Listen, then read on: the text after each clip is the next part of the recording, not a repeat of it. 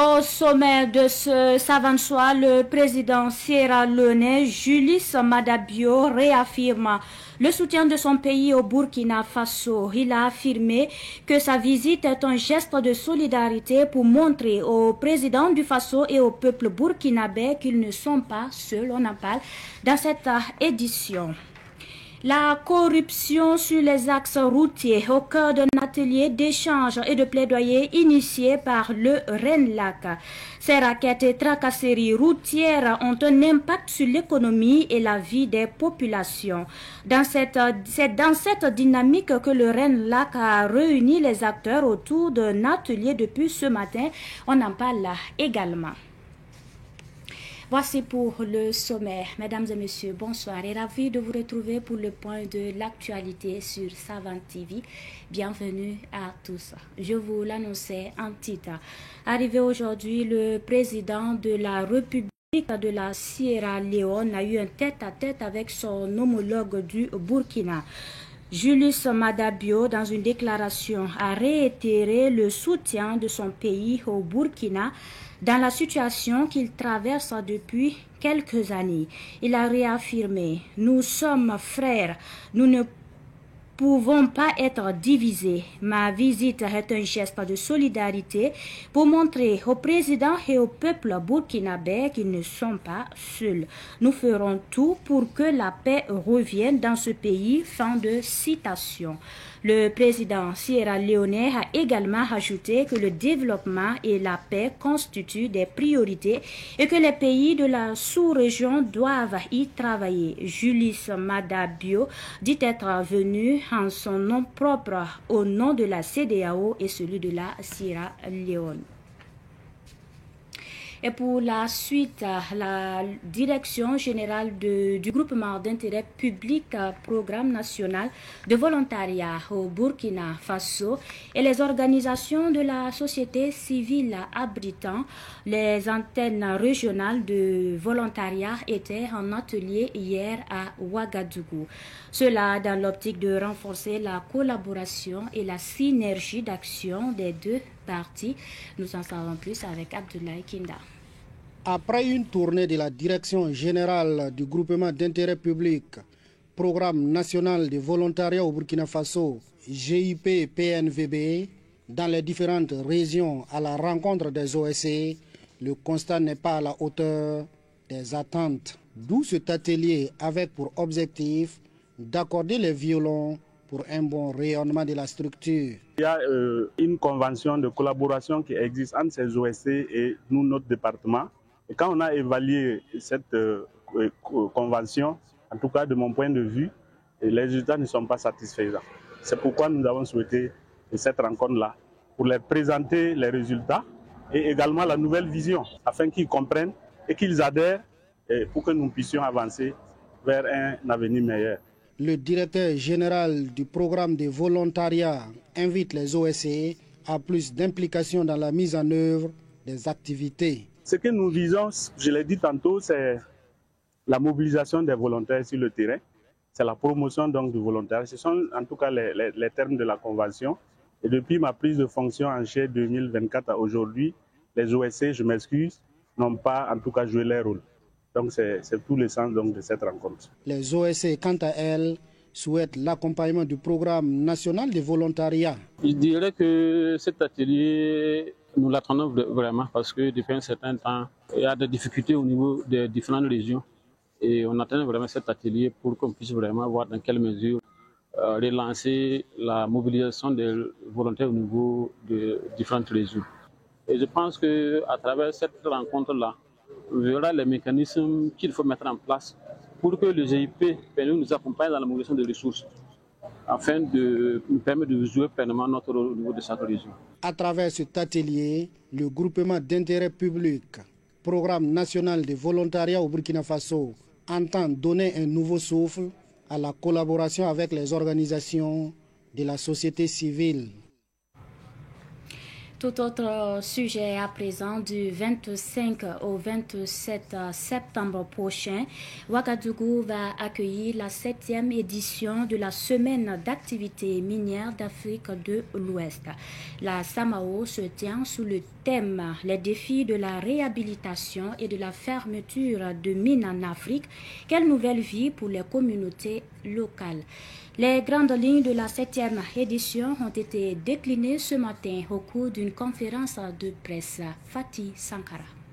Cette année encore, acteurs des industries extractives, experts, chercheurs et investisseurs seront en conclave à la faveur de la 7e édition de la SAMAO, la semaine d'activité minière de l'Afrique de l'Ouest.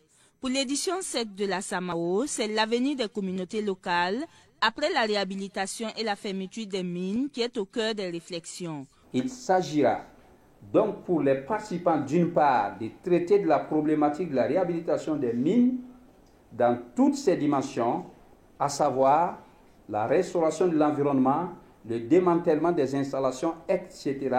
Et d'autre part de discuter de la transition sociale et sociétale, notamment les devenirs des communautés après la fermeture de la mine. La présente édition constituera également un cadre de partage d'expériences entre acteurs publics et privés de divers pays pour une gestion durable des ressources minières.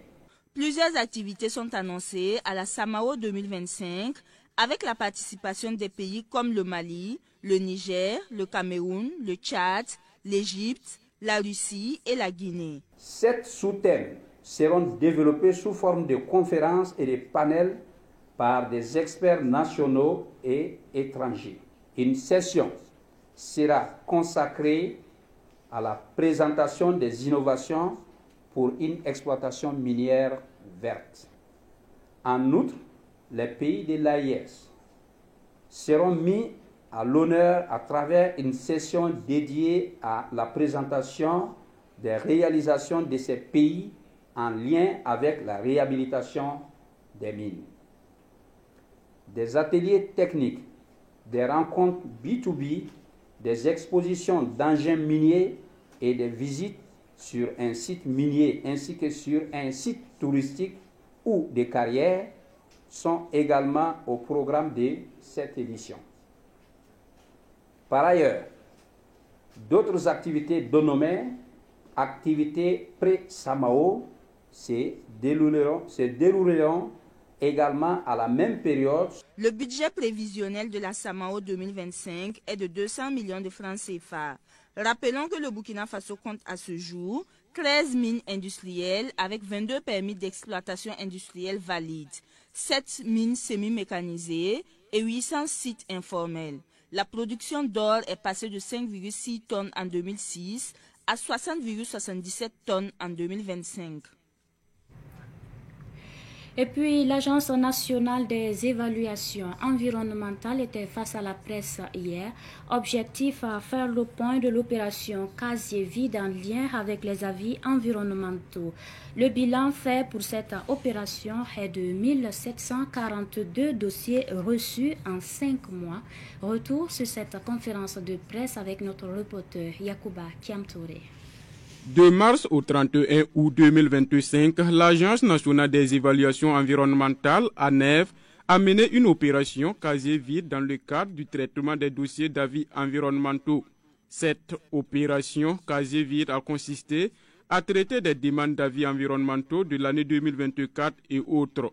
Sur 1742 dossiers reçus, l'opération a permis d'élaborer 1620 projets d'arrêtés pour 1342 arrêtés signés. Le bilan de cette opération se décline sur 1742 dossiers reçus en 5 mois, 1620 projets d'arrêtés élaborés pour 1342 arrêtés signés. À la date du 31 août 2025, ce sont au total 278 dossiers projets d'arrêtés qui sont en cours de traitement et 122 dossiers rejetés pour insuffisance. En conclusion, la répartition fait la délivrance de 651 arrêtés signés par le ministre en charge de l'environnement portant sur l'avis de faisabilité environnementale et sociale des projets et programmes. Et également 691 arrêtés signés portant avis sur la conformité environnementale. Le directeur général de l'ANEV, Nangoma Désiré Yamiogo, a salué les résultats des 5 mois de l'opération. Il a souligné par ailleurs des difficultés sur certains dossiers. La mauvaise qualité des rapports d'études d'impact environnemental et social qui engendre bien sûr le rejet de certains dossiers, l'absence de coordonnées GPS dans certains rapports, l'absence de titres d'occupation foncière et l'absence de PV, procès verbal et de liste des personnes rencontrées lors des études, et le retard enfin, le retard de transmission de la version finale du rapport. Face aux difficultés rencontrées, l'ANEV a entamé des réformes pour faciliter le traitement des avis environnementaux. Elles sont entre autres l'actualisation périodique de la liste des consultants et bureaux d'études agréés, la digitalisation du service de gestion des dossiers soumis pour examen et validation et la réduction du délai de traitement des dossiers à 3 mois. L'Agence nationale des évaluations environnementales a pour mission la protection et la restauration de l'environnement. Et pour la suite, nous parlons de la semaine de la sécurité routière. Le ministre en charge de la sécurité, Mahamadou Sana, a lancé aujourd'hui à Ouagadougou la 9e édition de la semaine de la sécurité routière.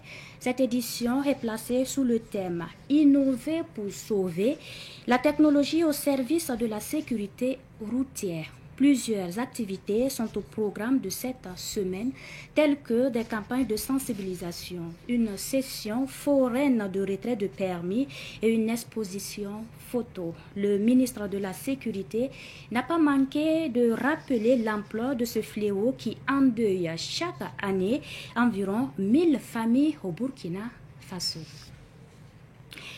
Dans le réseau national de lutte anticorruption, le RENLAC, a ouvert un atelier d'échange et de plaidoyer réunissant les acteurs du secteur de la sécurité et du transport en vue de renforcer la lutte contre les rackets et les tracasseries routières. Nous en savons davantage avec Sidiki Kabri. Intitulé Corruption sur les axes routiers et à la DGTTM, quelle réalité, quel remède?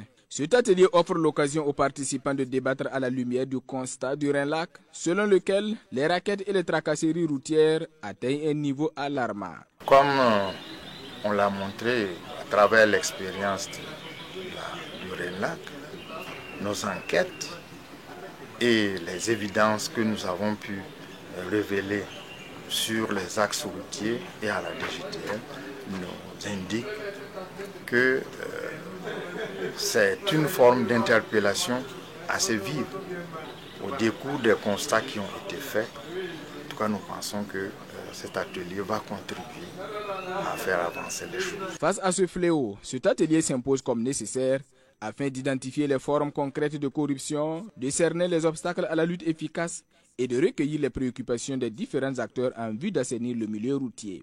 Il faut des solutions courageuses. Il faut qu'on puisse sortir de cet atelier des solutions et des recommandations à même d'impacter en fait la situation pour donc espérer. Cette rencontre rassemble une trentaine de participants repartis parmi les acteurs clés du transport, de la sécurité et des institutions concernées par la gestion des routes. Pour la rentrée scolaire 2025-2026, 100 élèves du primaire ont reçu gratuitement des fournitures scolaires. C'est une initiative d'un particulier qui a voulu soutenir ces enfants de personnes vulnérables. La cérémonie de remise a eu lieu dimanche dernier dans le quartier Wapassi, dans l'arrondissement 7 de Ouagadougou, et c'était en présence de Abdoulaye Kinda. C'est la deuxième fois que l'opérateur économique Elaz Ilias Kwanda soutient ses enfants issus de familles modestes. À l'orée de la rentrée scolaire, ces 100 enfants ont reçu des kits scolaires. J'ai eu un sac avec des cahiers, des académies. Je suis très fière de ces objets pour la rentrée scolaire. Je lui remercie de tout cœur. Que Dieu lui bénisse. L'objectif visé par le donateur est de soutenir ces enfants afin qu'ils puissent étudier comme les autres.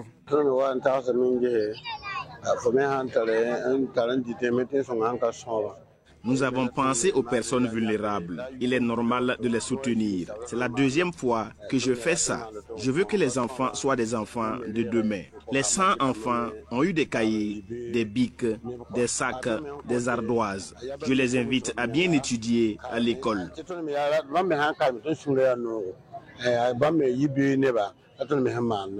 Sosten Kabore, représentant du PDS de l'arrondissement 7 de Ouagadougou, et Patrick Gampene, chargé de mission à la présidence du Faso, ont tous salué le geste de Elhadj Ilyas Kwanda.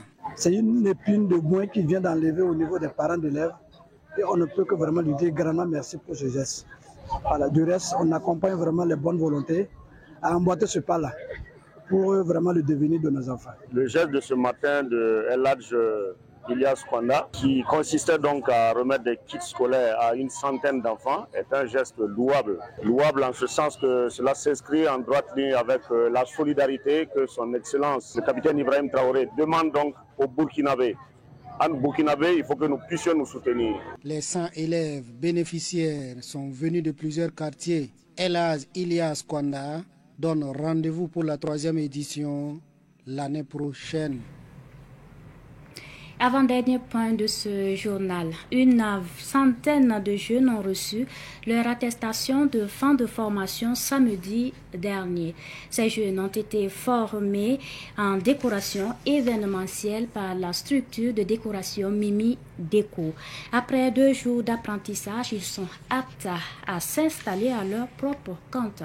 Retour sur la remise d'attestation avec Daouda Yamego. Les décorations des véhicules de mariage, des salles de mariage, d'anniversaire et autres ne sont plus un secret pour Oriane Zongo. Âgée d'environ 20 ans, elle est satisfaite des rudiments en décoration événementielle reçus lors des 2 jours de formation de l'entreprise Mimi Déco. Moi j'étais très contente, la formation s'est très bien passée.